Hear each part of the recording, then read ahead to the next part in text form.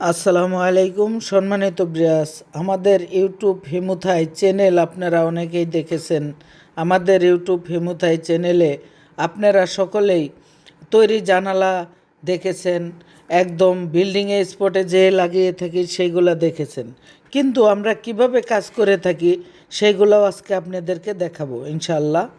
কিভাবে আমাদের প্রতিষ্ঠানে কাজ করিতেছি, আরেকটা বিশেষ আকর্ষণীয় জিনিস আপনাদেরকে আজকে দেখাবো।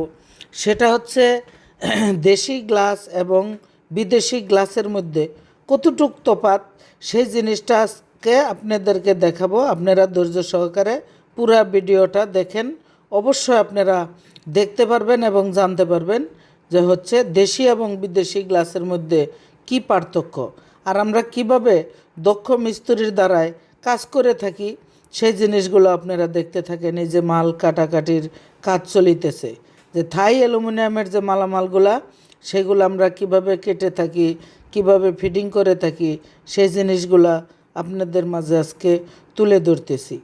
আমাদের এটা নিজস্ব প্রতিষ্ঠান, এই প্রতিষ্ঠানের ভিতরেই কিন্তু আমরা কারখানা তৈরি করেছি। মানে কারখানা এবং দোকান এবং প্রতিষ্ঠান একই জায়গায়, একই স্পটে।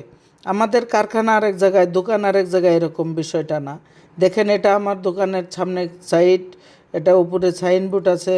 একদম সামনের থেকে ধীরে ধীরে আমি দোকানের ভিতরে প্রবেশ করিতেছি। দেখেন আপনারা কিভাবে কাজগুলো করিতেছি। আর দেশি এবং বিদেশি গ্লাস, সেই জিনিসটা কথা দিয়েছিলাম।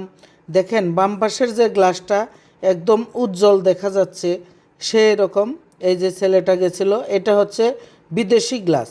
আর পাশেরটা, ডান পাশের গ্লাসটা হচ্ছে আমাদের দেশি গ্লাস। অনেকেই বলে থাকেন যে দেশি এবং বিদেশি গ্লাসের মধ্যে কালার তো একই, চিনার উপায় কি? চিনার অনেকগুলা উপায় আছে, কিন্তু সেইগুলা ভিডিওতে বলা ঠিক নয়।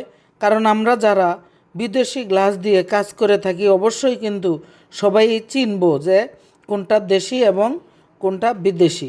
কোনো একটা গ্লাস মিস্ত্রিরে দেখাইলে এবং আস্থা শিট আপনারা যদি চেক দিতে চান, আস্থা শিট চেক দিলে কিন্তু অবশ্যই ধরতে পারবেন কোনটা দেশি কোনটা বিদেশি।